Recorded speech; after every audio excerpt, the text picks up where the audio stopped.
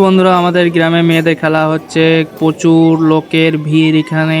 আর এখানে দুটো দলে খেলা হচ্ছে, মেয়েদের দুটো দল আছে।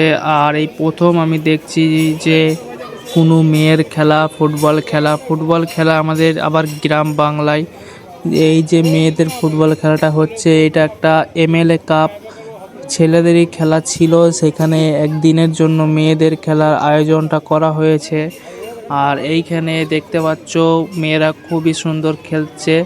একটা বল পাস করলো, কিন্তু মেয়েদের খেলাটা একটু খুব হাস্যকর ছিল, কারণ মেয়েরা ফুটবল খেলে না। আর আমরা এই প্রথম ফার্স্ট টাইম দেখে আমার তো খুবই হাসি পাচ্ছিল, যে মানে বল মারার যে স্টাইলটা বা বল মারার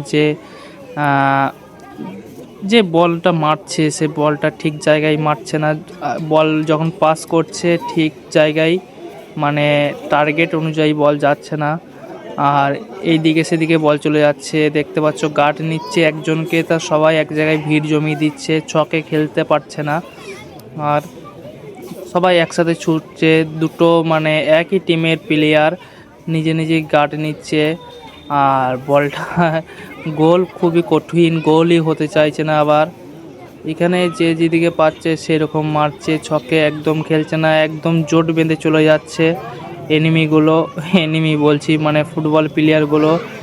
যে সব মেয়েরা দেখেন এখানে খেলছে, একটা মোটা পাড়ানি মেয়ে আছে এখানে, পাতলা পাড়ানি সব ধরনের মেয়ে আছে।